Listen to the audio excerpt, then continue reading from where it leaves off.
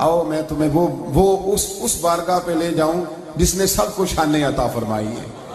हजरत अबू बकर सिद्दीक रज़ी अल्लाह ताला अन्हु खलीफतुल मुस्लिमीन बने, खलीफा बने तो सवेरे जिस रात खलीफा बने सवेरे सर पे टोकरी रखी, मंडी की तरफ जा रहे हैं।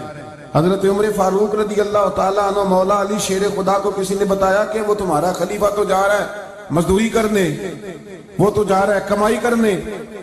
हजरत अली शेर खुदा मौला कायनात जनाब फारूक आजम दोनों ने रस्ते में रोका। अबू बकर कहाँ जा रहे हो? फरमाने लगे काम करने जा रहा हूँ, मजदूरी करूंगा, मंडी में जाऊंगा, तिजारत करता था उसको जारी रखूंगा, बच्चों का पेट भी तो पालना है। अब तुम्हारी हुकूमत के पीछे बच्चे तो नहीं ना भूखे मरवा लेने, मैंने कुछ करना तो है। हजरत उमर कहने लगे चला आके बैठ, हम सहाबा को इकट्ठा करते हैं और माले गनीमत से तेरा वजीफा लगाते हैं, आपको वजीफा मिलेगा माना। तो आप बैठ करके मस्जिद में तो ड्यूटी करें। बैठ गए, मुशावरत हुई तो हज़रत अबू बकर सिद्दीक रज़ी अल्लाह ताला अन्हु पूछने लगे जनाब बतलाइए आपका कितना वजीफा लगाया जाए? तो अबू बकर सिद्दीक फरमाने लगे उतना लगा दो जितनी एक मजदूर की तनख्वाह होती है। तो एक सहाबी बोल के बड़े मीठे और धीमे लहजे में कहने लगे अबू बकर अगर तेरा गुजारा ना हुआ तो, अगर तेरा गुजारा ना हुआ तो अबू बकर सिद्दीक फरमाने लगे अगर मेरा गुजारा ना हुआ तो मैं मजदूरों की तनख्वाह में इजाफा कर दूंगा, अगर मजदूरों के घर चलने लगेंगे तो मेरा भी चलेगा, मैं उनकी तनख्वाहें बढ़ाऊंगा सिर्फ अपनी। तो मजदूर के हुकूक का तायुन किया। सबसे पहले तो मेरे नबी पाक अलैहिस्सलाम ने मना फरमाया, फरमाया जिसको मजदूरी पर रखो पहले उसके साथ उजरत तय करो। हुजूर सल्लल्लाहु अलैहि वसल्लम ने फरमाया जब तक उजरत वाज़े ना हो जाओ किसी को काम पर, जब तक उजरत वाज़े ना हो जाए, मुकम्मल ना हो जाए कि क्या देना है तय करें। क्या लोगे जो जनाब दे देंगे ले लूंगा, शरीयत इसको पसंद नहीं करती, महबूब नहीं रखती। पहले उसके साथ पहला हक मजदूर को यह दिया कि उसकी उजरत पहले, बोलिए उजरत पहले उजरत तय होगी, ये पहला हक है। और मजदूर का दूसरा हक क्या बयान किया मेरे नबी पाक ने? फरमाया जब, और ये ऐसी आला बात है कि जितने हुकूक लिखने वाले हैं ना, जितने बैनुल अक़वामी सतह पर इंसानी हुकूक का चार्टर बनाने वाले हैं, वो कहते हैं कि ये ऐसा नुक्ता हुजूर ने बयान कर दिया है कि इससे आगे को बढ़ ही नहीं सकता। ये ऐसी बात है कि जिसकी शरह भी कोई नहीं कर सकता। मेरे हबीब करीम अलैहिस्सलातु सलाम ने फरमाया पहले तय करो, और क्या खूबसूरत लफ्ज है, कानून बना दिया। फरमाया जब मजदूर मजदूरी कर ले तो उसका पसीना खुश्क होने से पहले उसे अदा कर देना, उसका पसीना खुश्क होने से पहले उसे उसकी मजदूरी दे दो। एक सहाबी अपने खादिम गुलाम को मार रहे थे तो मेरे नबी पाक तशरीफ लाए, फरमाया क्यों इसे मार रहा है? हुजूर गलतियां बड़ी करता है। तो नबी पाक ने फरमाया जितना तुझे इस पर इख्तियार है ना, उससे कहीं बढ़कर मेरे रब को तेरे ऊपर बड़ा इख्तियार है। कहा हुजूर ये बड़ी गलती करता है, मैं आखिर कितना माफ करूं? तो हुजूर ने फरमाया उतना माफ कर जितना मेरा रब तुझे माफ फरमाता है। पता है तेरी सुबह से लेकर शाम तक कितनी कोताहियां, दरगुजर का हुक्म दिया। पहला हक ये दिया मजदूरी तय करो, दूसरा हक ये दिया पसीना खुश्क होने से पहले अदा करो, तीसरा हक ये दिया कि उससे दरगुजर करो, गलती हो जाए तो दरगुजर करो। तो या रसूल अल्लाह मजदूरी कितनी दें? मेरे नबी पाक बुखारी मुस्लिम हुजूर सैयद आलम सल्लल्लाहु अलैहि वसल्लम ने फरमाया मजदूर का हक बयान किया नबी पाक ने, और एक बात इरशाद फरमाई तो उसके अंदर कई पहलू, एक हदीस में कई पहलू बयान फरमाए।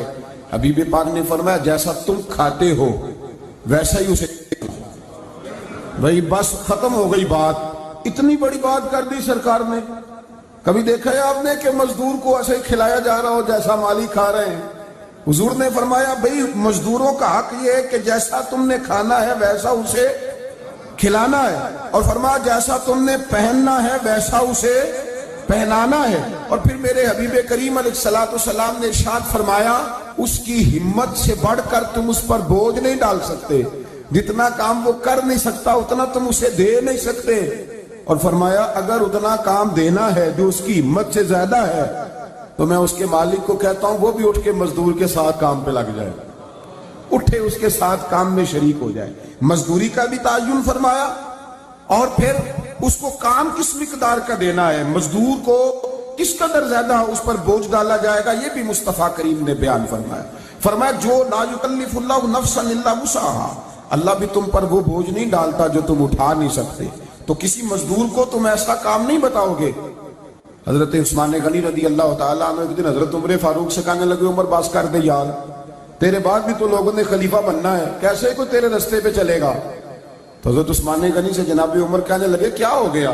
آپ فرمانے لگے کل میں دیکھ رہا تھا کہ لوگ باغ میں مزدوری کر رہے تھے اور آپ امیر المومنین ہو کے ان کا ہاتھ بٹا رہے تھے، ہاتھ بٹا رہے تھے۔ تو حضرت عمر کہنے لگے بوڑھے تھے، بیمار تھے، مزدوری کر رہے تھے تو پسینہ بہہ رہا تھا، کیا ہو گیا اگر تھوڑا سا میں نے ساتھ دے دیا؟ حضرت جناب سیدنا فاروق اعظم یہ لفظ کہتے ہوئے رو پڑے۔ آپ فرمانے لگے میں کسی بادشاہ کا شہزادہ نہیں، میں بھی اسی باپ کا بیٹا ہوں جو اونٹ چرا کے گزارا کیا کرتا تھا۔ میں نے آگے بڑھ کے لوگ حیثیت بھول جاتے ہیں، اپنی حیثیت بھول جاتے ہیں۔ اللہ تبارک و تعالیٰ جب کچھ عطا کرتا ہے ان کا رویہ اپنے ماتحتوں کے ساتھ اتنا سخت اور جابرانہ آمرانہ ہو جاتا ہے، اس قدر زیادہ ان کے لب و لہجے میں کڑواہٹ آ جاتی ہے، اس قدر زیادہ ان کی طبیعتوں کے اندر سختی اور غرور بھر جاتا ہے کہ وہ احساس ہی نہیں کرتے کہ جو سامنے بیٹھا ہے وہ بڑا ایک دکھی انسان ہے اور وہ تکلیف میں ہے، وہ آزمائش میں اپنے آپ کو مبتلا سمجھ رہا ہے۔ حضرت ابو ذر غفاری رضی اللہ تعالیٰ عنہ فرماتے ہیں میں اپنے ماتحتوں کے حق میں بڑا سخت تھا، سخت تھی میری طبیعت، میرے غلاموں کی جرت ہی نہیں تھی کہ وہ میرے سامنے گفتگو کر سکیں اور ٹھہر بھی سکیں۔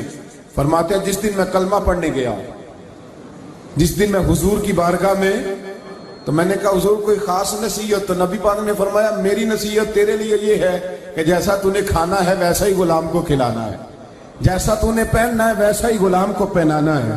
حضرت ابو ذر کہتا ہے جو میرے اندر کمی تھی وہی میرے نبی نے نصیحت کر دی، جو میرے اندر کوتاہی تھی وہی غیب جاننے والے رسول نے بتلا دی۔ فرماتے ہیں میں گھر گیا، جب میں جاتا تھا تو ملازموں کا سانس خشک ہو جاتا تھا، وہ کانپنے ہانپنے لگتے تھے کہ جانے اب یہ کیا کرے گا۔